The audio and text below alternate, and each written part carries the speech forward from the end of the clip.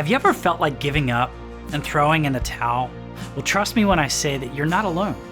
So stick around because we want to encourage you to keep your eyes on Jesus until you can't take your eyes off of Jesus.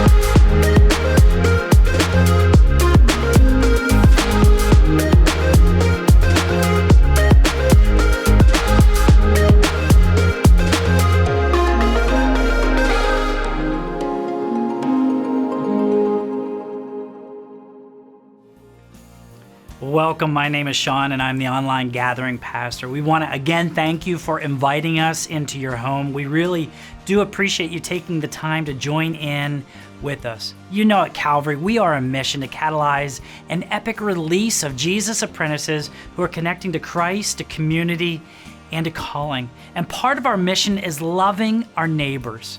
And you know, Halloween is celebrated all over this month, so have you considered using Halloween as a front yard mission opportunity? Well, we want to give you just a couple of ideas today. Why don't you think about having a thermos of hot chocolate ready for people as they come by your house, or set up a fire pit in the driveway so that people can warm up and hang out, or do a reverse trick or treat where you actually go around your neighborhood and you take some goodies to your neighbors. Be intentional about meeting new people and discovering their names, and of course, if you stay at home, give out some really good candy. You know, this is also Pastor Appreciation Month, and we absolutely love our coffee drinking, our sweater vest wearing lead pastor, Dan Nold. And I just know that it would bless him so much if you dropped him a note to let him know how God is working in your life. So go ahead now and shoot him that email. We also want to encourage you to practice obedience by being generous with your finances through giving. You know, when you give, you are making a difference in the lives of so many people and in so many different places. When you give, you're helping to move us toward the 2030 vision of seeing the number of Jesus apprentices in our area double. I pray that this moves you towards generosity. You can go to the Calvary app to give securely. Well, coming up, Pastor Dan is continuing our sermon series, Unshakeable. But before that, let's enter into a time of musical worship, giving worth to the name above all names. Let me pray over you as we invite Holy Spirit to invade our presence as we fix our eyes on Him. Let's pray.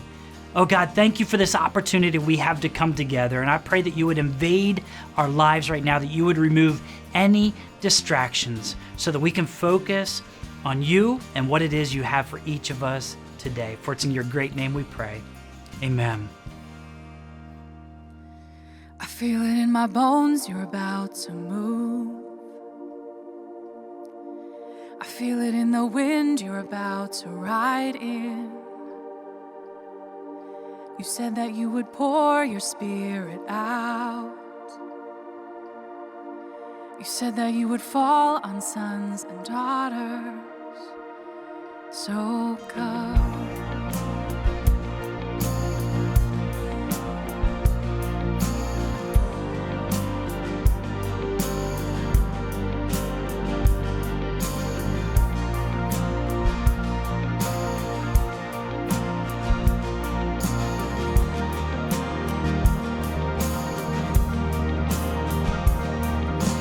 Feel it in my bones, you're about to move.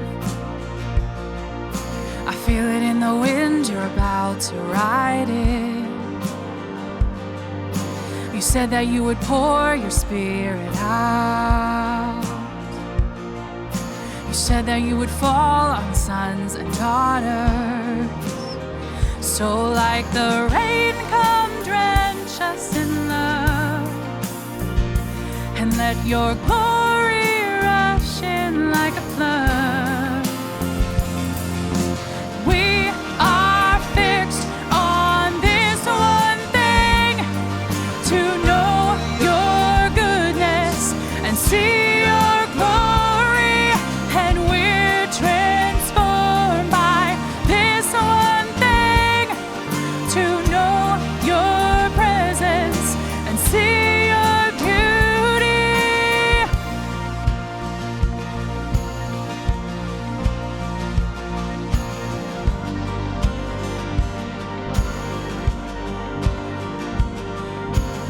can hear it now, your kingdom come.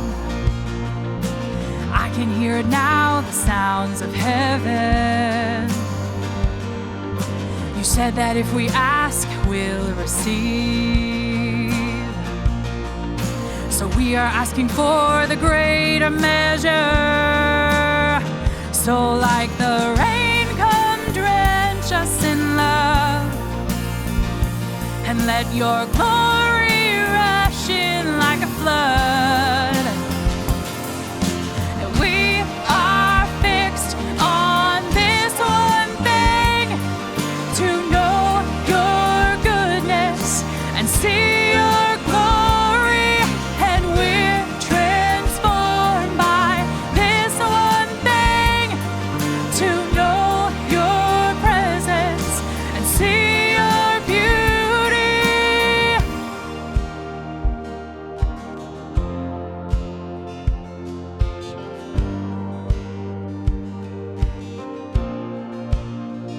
So come and blow on through, Spirit move. We're ready for you to come and blow on through. Come and do what only you can do. So come and blow on through, Spirit move. We're ready for you to come and blow on through. Come and do what only you can do. And we are fixed on this one thing, to know your goodness and see your glory. And we're transformed by this one thing, to know your presence and see your beauty. We are fixed on this one thing, to know your goodness and see your glory. And we're transformed by this one thing, to know your presence and see your beauty. Yeah.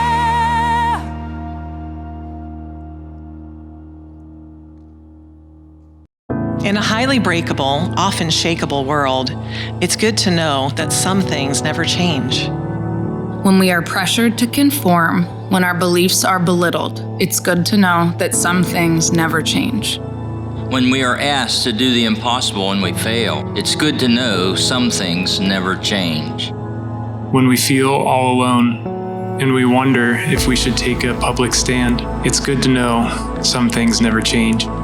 When God tests us with success and we are tempted to take the credit for ourselves and nurture our pride, it's good to know that some things never change.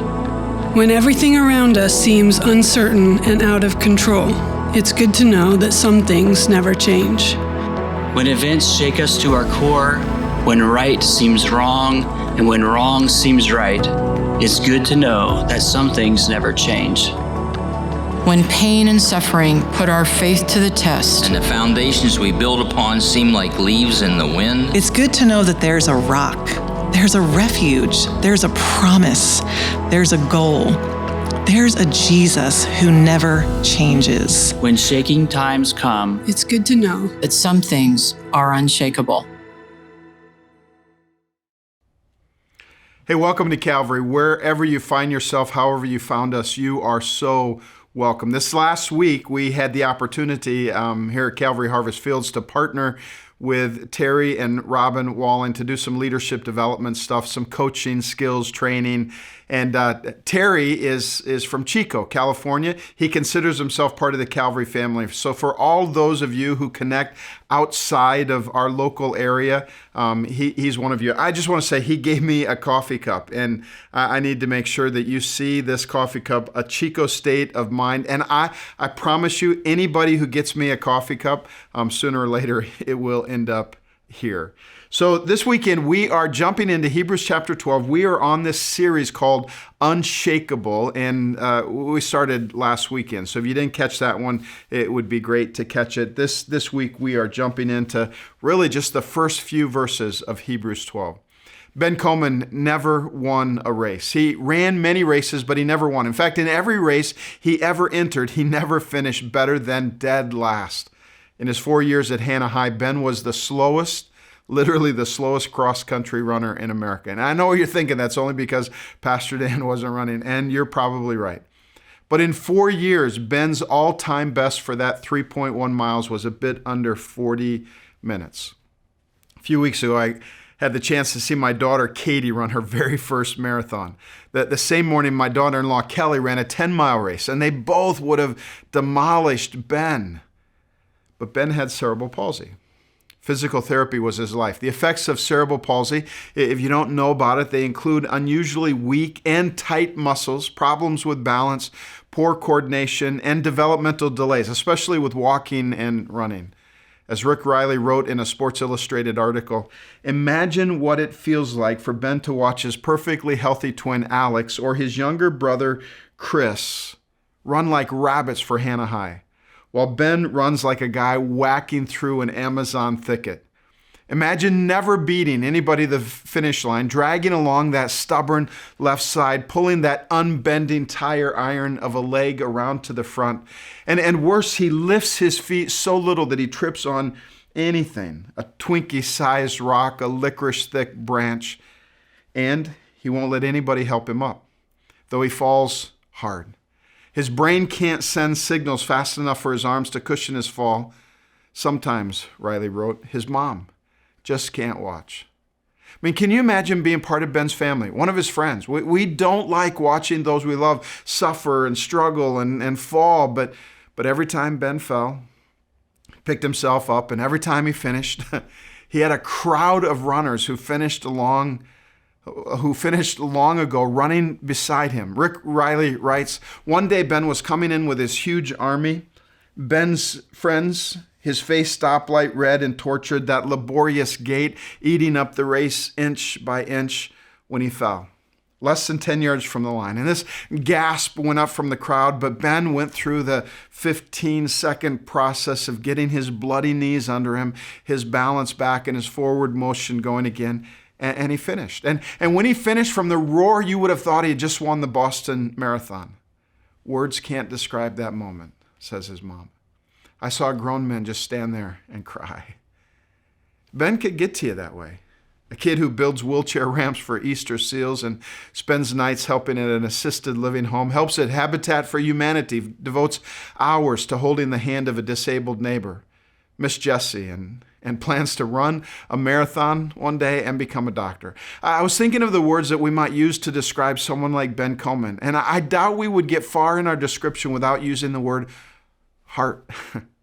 What a heart. He's got the heart of a champion. He just never lose heart. An uncommon heart, a heart that just won't quit. I mean, why did people come from all over the state to watch the slowest high school cross-country runner in America? Why were they compelled to cheer for this kid who falls flat on his face almost every race? Why would his teammates finish their race and then go back out to run the last 10 minutes of every race with a kid they could beat running backwards? Why does everyone cry and celebrate and hug him like he just won the Boston Marathon every time he finishes a race? Why? Because Ben never quits. He falls, but he never quits. He won't win, but he won't quit. And in a world where everything that can be shaken is shaking, sometimes the best word, the best challenge, the best encouragement is simply don't stop. But please hear me. This is for you. Don't give up. Don't lose heart. Don't quit. His mom says his falls have not broken his spirit. Kid sister Megan says, he teaches me how to persevere and not give up on myself. And Ben says this, I think God has put me here for a reason. I think I've been given a gift so that I can set an example for other people. I'd like to show people that you can either stop trying or you can pick yourself up and keep going. Now, if there are just two words that I hope stick in your soul today, it's the words don't quit. Don't give up and don't give in. Don't stop. You may be on the verge of your greatest finish. I know you fell hard, but you may be a chapter away from a celebration with a crowd of friends. You might just be one step away from an experience that could develop your heart into the heart of a hero, the heart of a champion. Don't quit. Because it's not just a race. This is life. It's not just a race. It's not winner take all. It's your life. So with that in mind, listen to these words in Hebrews chapter 12, verse 1. Here's what the author of Hebrews writes. Therefore, since we are surrounded by such a huge crowd of witnesses to the life of faith, let us strip off every weight that slows us down, especially the sin that so easily trips us up, and let us run with endurance the race that God has set before us. Now, Hebrews 12:1 starts with the word therefore, and a good interpretation principle is anytime you see the word therefore, you should ask what it's there for. In this case, it's building on chapter 11. Because of what we read in chapter 11, therefore. Now, some call Hebrews chapter 11 the Faith Hall of Fame, and it contains this incredible list of by faith stories. The stories are not told in depth in Hebrews 11 because it was kind of assumed that everybody knew the stories. And in a gathering, all you'd have to do is say, hey, remember Sarah's story? And don't forget the burning bush of Moses. And oh my goodness, Esther. I am so inspired by her story, inspired to be courageous and self-sacrificial. And what about David? Oh my, the shepherder turned giant slayer. Remember his story? And the people then, just like today, we're drawn to stories. We're drawn to their stories. I love what John Eldridge writes. He says, we were born into the midst of a great story begun before the dawn of time. A story of adventure, risk and loss, heroism and betrayal, a story where good battles evil and danger lurks around every corner and glorious deeds wait to be done. Think of all those stories, he writes, that you've ever loved. There's a reason they stirred your heart. There's a larger story, and you have a role to play. Now, I got to be honest. For as long as I can remember, I've wanted to be part of the larger story, one that matters, a story of adventure involving risk that requires faith. And those are the stories of Hebrews 11. You can go back and read it later today. Every story that matters begins with the words by faith, by faith, by faith. Time and again in Hebrews 11, we read those words by faith.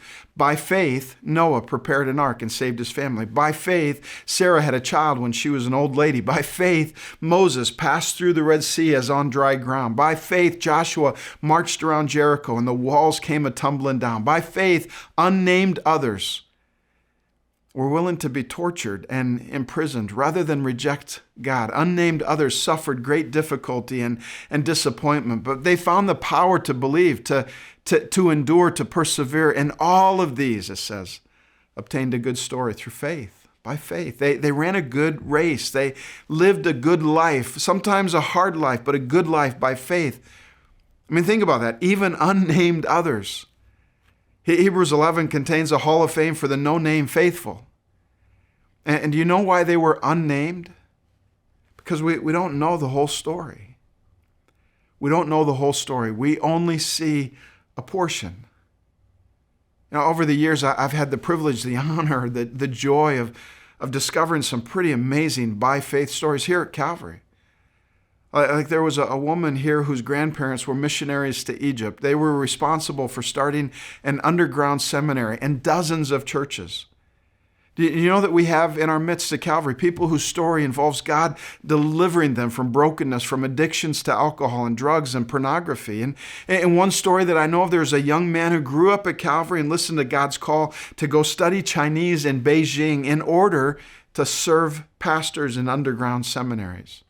Good friends of ours who are part of Calvary once led a church in downtown New York City that served so many people in the margins of life. And when I think of the stories at Calvary, I think of so many people who have opened their hearts to kids from around the world. We have so many who have adopted and fostered and sponsored. And you know what? Because of them, new stories are being written. What is your by faith story? Last week when Terry Walling was here, about 40 people who want to finish well spent almost 10 hours sharing parts of their story with each other. And as I listened to some of those stories, I thought, wow, it's pretty amazing. All these unique stories being lived out by faith, the races set before them being run. Well, what does the writer of Hebrews say? There's a race that God himself has set before us. And my race is different from your race. It's unique to me, set out for us by God himself. I have my race, you have yours. And in fact, it's not just a race. It's your story. It's your by faith story. It's a story that only happens by faith because you can't see it all. You can't plan for it. Sometimes God calls us to go to a place that we don't even know where it is. We can't control it. We want to, but we can't. Sometimes you can't even choose it. It's set before us by God. It's our by faith in God story. You know, sometimes we look at chapters in our lives and we begin to think that's all there is. Did you ever hear someone say, that's the story of my life? I mean, usually we hear that or we say it after a failure or when something doesn't go well or right. It's said in the midst of the hard chapters, stuff we don't like. Sometimes even with a bit of despair, that's the story of my life. But you know what? Even about your life, you don't know the whole story, not even your own. And in the hard parts, we run by faith, faith in God, faith in God's goodness, faith that the best is yet to come. It's not just a race. It's a by faith story being written by God. And I don't know if you like this or not, but it's being read by others.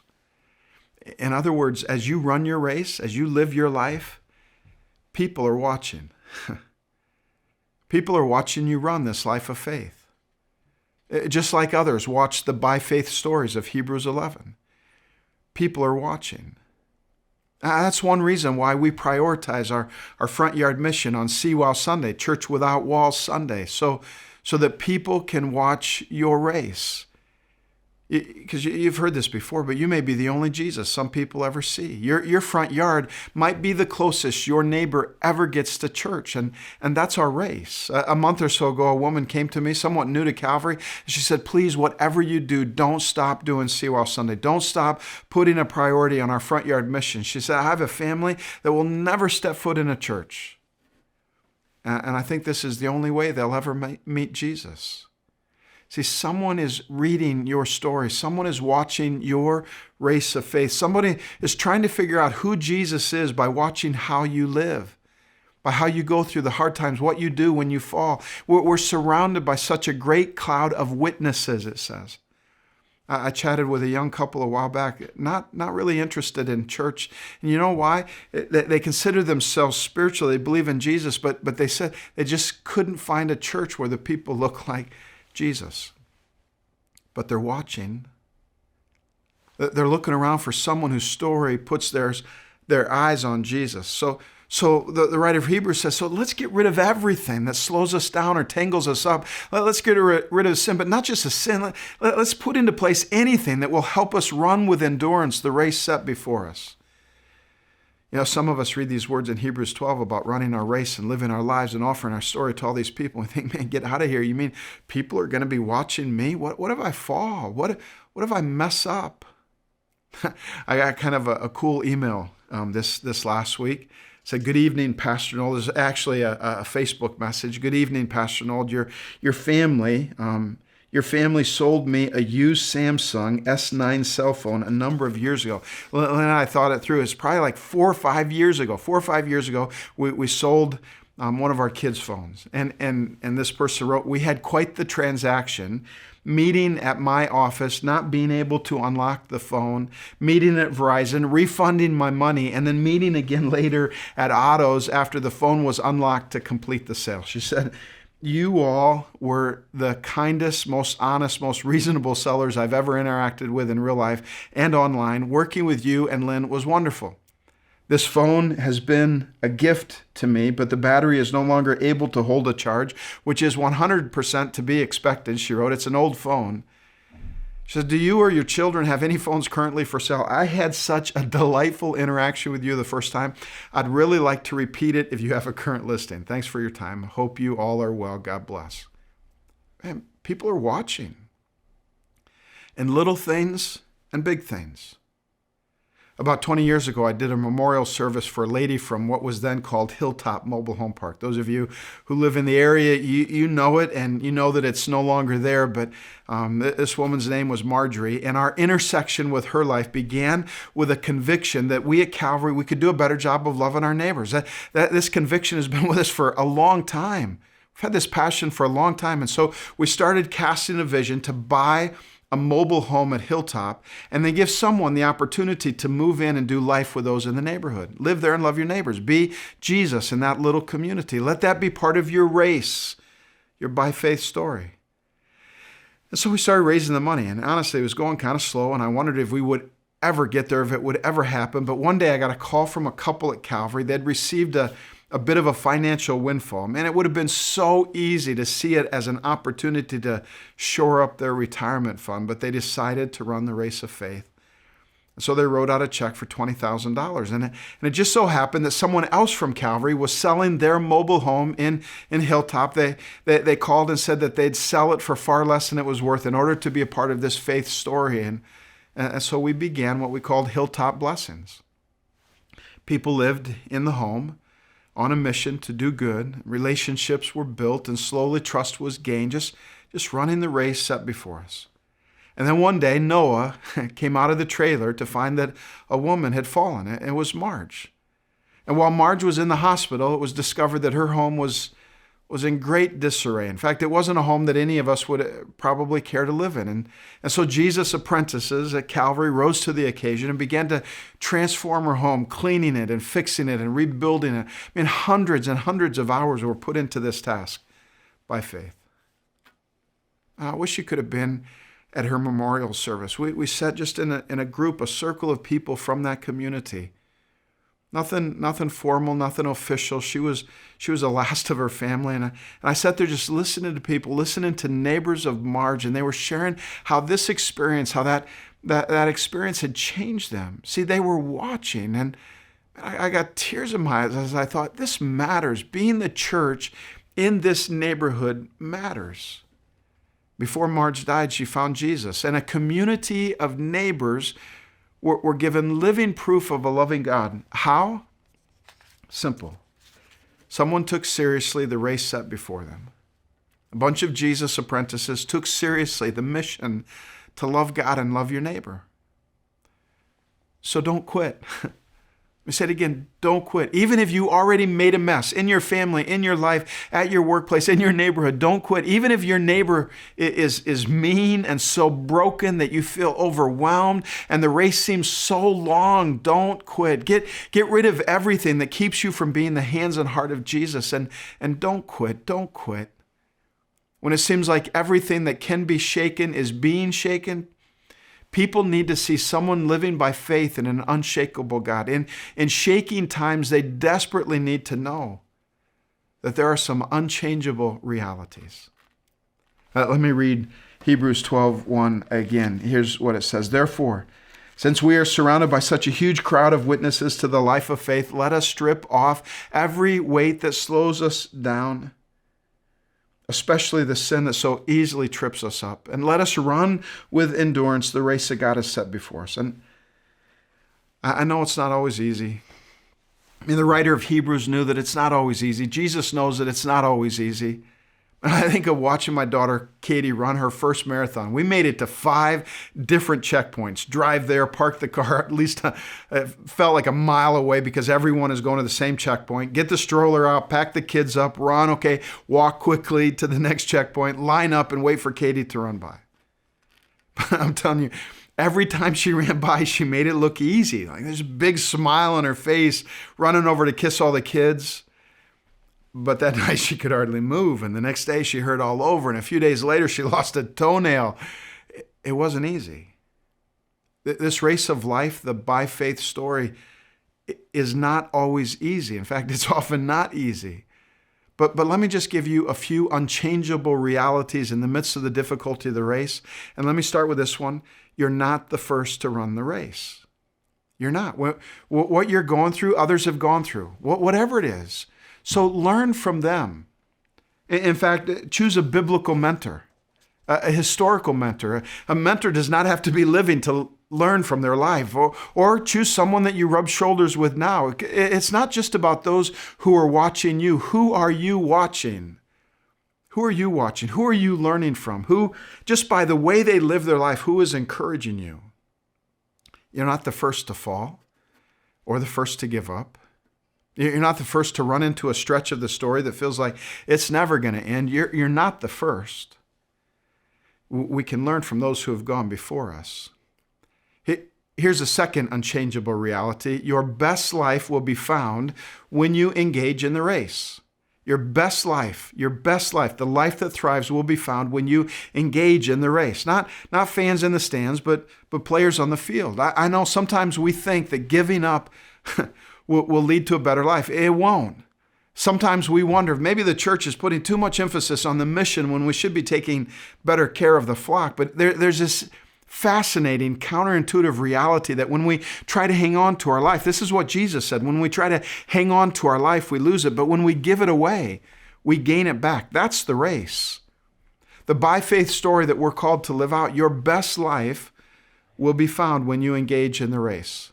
So again, don't quit. Don't give up. Don't give in. Don't stop. Don't quit.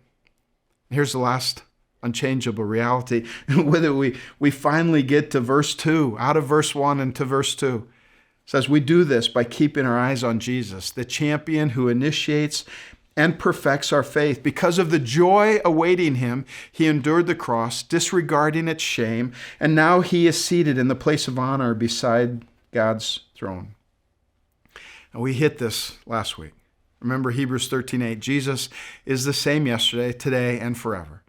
Jesus is the unchangeable treasure, the unshakable king of an unshakable kingdom. It's no wonder we're called to keep our eyes on Jesus, to fix our gaze on Jesus. But here's the heart of this unchangeable reality. This is the why of the race. If you keep your eyes on Jesus, sooner or later, you won't be able to take your eyes off of Jesus. See, when I think about races and great adventures, I think of passion and devotion and surrender. You know, every once in a while, I'm guessing this has probably happened to you, but every once in a while you cross paths with a Jesus apprentice who is all in, devoted to Jesus. They are surrendered, willing to lay everything down and give everything up. And their surrender, it appears to be curiously hopeful and certainly joyful, not forced. They've seen something in Jesus that makes them want to follow him. They're fully devoted. They just can't get their eyes off Jesus. But there's a difference, right? There's a difference between being told to keep your eyes on Jesus and feeling like, I just can't take my eyes off of Jesus. I'll get rid of anything that keeps me from running to Jesus. And it's a matter of the heart, right? See, if self-discipline and grit is the driving force in my pursuit of Jesus, eventually I'll quit pursuing Jesus. But if my heart's passion is to know Christ, then I'll never quit. Like Paul, pretty soon everything else seems like garbage compared to the treasure of knowing Christ. The goal and the finish line of this race that we're called to run is developing an unrestrained passion for Jesus. I want my story, I want my life to be characterized by an unrestrained passion for the Son of God. If you keep your eyes on Jesus, sooner or later, you won't be able to take your eyes off of Jesus. Jesus is the prize of everyone who runs the race, the treasure we pursue, the finish line of faith. So when the shaking comes, you know what I'm going to say? Don't quit. Jesus is waiting. Joy is coming. The best is yet to come. Let me read those words again, verses 1 and 2, and this time I'll add in verses 3 and 4. Here's what it says. And let us run with endurance the race God has set before us. We do this by keeping our eyes on Jesus, the champion who initiates and perfects our faith. Because of the joy awaiting him, he endured the cross, disregarding its shame, and now he is seated in the place of honor beside God's throne. Think of all the hostility he endured from sinful people. Then you won't become weary and give up. After all, you have not yet given your lives in your struggle against sin. Now, those last two sentences are curiously hard and yet wondrously hopeful. Don't quit. keep your eyes on Jesus. When you get weary and you start to lose hope and you're thinking about giving up, think of all the hostility that Jesus endured. After all, you have not yet given your lives in the struggle against sin. Now, when I first read those words, after all, you have not yet given your lives in the struggle against sin. Some translations say, you have not yet shed blood. When I read those words, I can't help but think of things I probably said to my kids. Like, it's a long ways from your heart. Quit crying, right? You're okay. I don't see any blood. Suck it up. It could be worse. Like, it doesn't matter how much it hurts. Get going. But I don't think that's what the author of Hebrews means here. I don't think that's what these words mean. I think it's more along the lines of, you're not dead yet, so it's not over. I don't care what's happened. If your life isn't over, your story isn't finished. It's never too late to finish well. So don't quit. Years ago, a few of us went out to a conference in California to a church called Mosaic. And Mosaic believes that God has called the church to be a creative community of believers. And so during the conference, they had pieces of art on display in their church. There was one piece by Beatrix de Foya. It was really quite beautiful. It was a sunrise. And from a distance, it looked like glass. Broken pieces of glass coming together to form this mosaic, a beautiful picture of hope, the sun rising over the earth. And there was a pastor at the conference who was so moved by the picture that he got word to the pastor that he wanted to buy it. And so he was sent to Beatrix, but she wouldn't sell the picture. She would only give it away. He insisted on paying something for it, and so she told him to make a check out to the church as a gift. And so the next day he brought the check to the pastor and a letter describing the story behind his desire to have that mosaic picture of a sunrise. He wrote, I don't know why I was initially drawn to the picture, but I ignored everything else as I made my way towards it. And as I got closer, I thought, broken bits of colored glass? No. Torn bits of colored paper, ripped and torn and then rearranged to form a whole new image, a whole new idea. Vision formed from 100 torn and tattered pictures. He said, I stared as some seemingly unrelated pieces of my own thoughts came together to form a new thought. And then I had this aha moment, and I knew why I had been drawn to the picture. He said, our daughter, Anne, gave her heart to Jesus at a very early age, so open and so trusting. And this trust made her open to our church family, and one of our so-called church members molested her when she was 9. He said, we wouldn't know the truth for a decade. All we knew was that the trust and the openness we once saw in our daughter had died. Over the next few years, we saw her life torn apart into jagged, fragmented pieces, and we were powerless to stop the shattering of her life. We prayed and we worked and we struggled. We didn't give up, but finally we had to let her go. This was going to be a long journey. When Anne was 20, she told us the truth, he said. And at least now we knew how to pray for her. Since Anne's heart was broken, her decisions were broken also. She married a young man who was an alcoholic, and after 5 years of abuse, she filed for divorce. Her father wrote this. It said, Anne is an artist. Her paintings are pictures from her heart, abstract, broken jumbles of unrelated fragments. When I've asked about them, she replied, well, what do you expect? But now there's hope, he said. For the first time in 15 years, Anne is taking steps towards healing. I prayed with her last week, and I remember my exact words, this pastor said. My exact prayer was, God, would you take the broken pieces of her life and make them into a new person? 1 week from today, he said, Anne will sign the divorce papers. This will be a very low point in her life, but on that day, I'll give her the picture and tell her it's a reminder that God is taking the broken pieces of her life and making a whole new picture. And I'll ask her to hang it on her wall so that every time she sees it, she remembers. Listen, whether you are on the father's side of that story or on the Anne side of that story, this is the race. This is the journey, our by faith story. In fact, isn't this the heart of our front yard mission? Next weekend is Seawall Sunday. We're called to go out and love our neighbors, be the church in our neighborhood. And really the heart of our mission is that we are the broken, sent to help the broken find the healing, restoration, and grace of Jesus. We are a mosaic of Christ. We're a people who can't take our eyes off of him, and we want others to see him like we do, because when everything else is shaken, he is unshakable. I want to close again this week with my unshakable prayer. And I just encourage you, as I pray, pray these words along with me. They'll be on the screen. Let's pray together. God, would you shake everything that can be shaken so that only what's unshakable remains? God, shake every little kingdom so that the whole world knows that only Christ is King. God, shake us till our neighborhoods are full of your glory, and shake me till people can only see Jesus in me. When the race is hard and I'm limping along, I'll keep my eyes on Jesus. When I feel like a broken failure hindered by sin, keep my eyes on Jesus till I can't take my eyes off of Jesus. Father, I believe that joy is waiting and the best is yet to come. And Jesus, you are unshakable. And it's in your name we pray. Amen.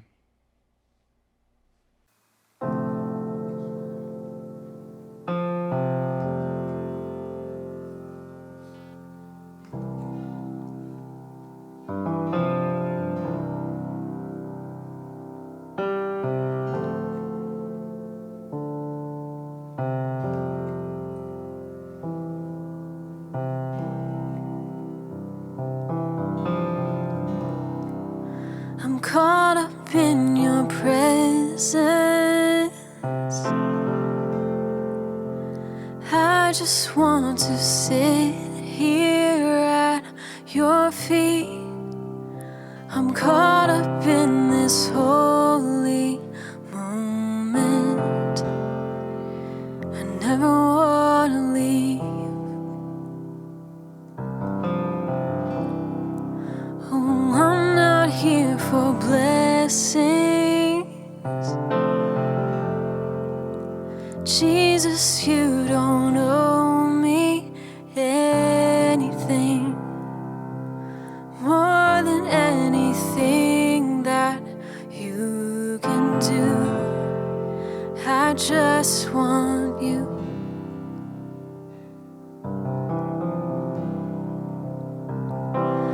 I'm sorry when I've just gone through the motions. I'm sorry when I just sang another song.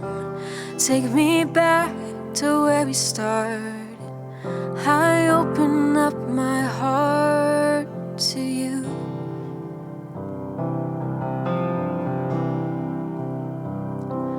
I'm sorry when I've come with my agenda. I'm sorry when I forgot that you're enough. Take me back to where we started. I open up my heart to you.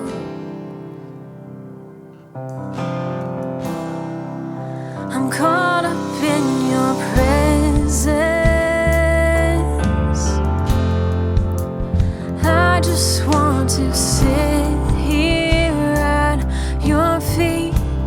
I'm caught up in this holy moment. I never want to leave. Oh, I'm not here for blessings. Jesus, you don't owe me anything more than anything that you can do. I just want you.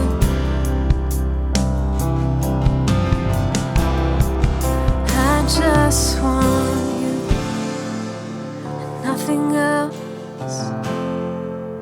Nothing else. Nothing else. else will do. I just want you and nothing else, nothing else, nothing else will do. I just want you and nothing else, nothing else, nothing else will do. I just want you and nothing else, nothing else, Jesus, nothing else will do.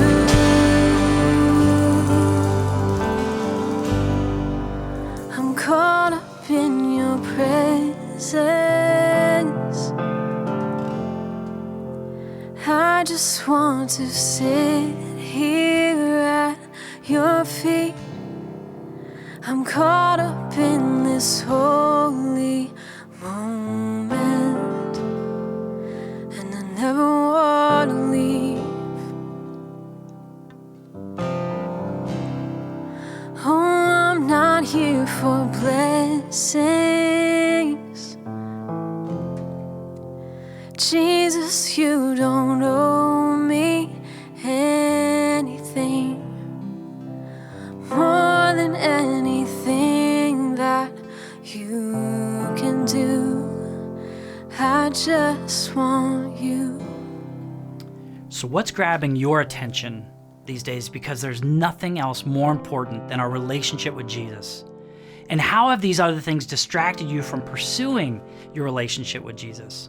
I'd love to join you in prayer, so why don't you shoot me a text to let me know how I can be praying for you. And don't forget, next week is CWOW weekend. I want to ask you, what will you be doing to love and serve somebody else? We're still going to be here, so plan to join us for a great conversation between Pastor Dan and a really good friend of Calvary. You definitely don't want to miss it. Thank you so much for joining us today. You can do. I just want you.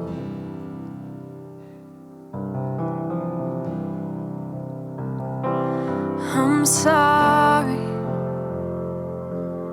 when I've just gone through the motions. I'm sorry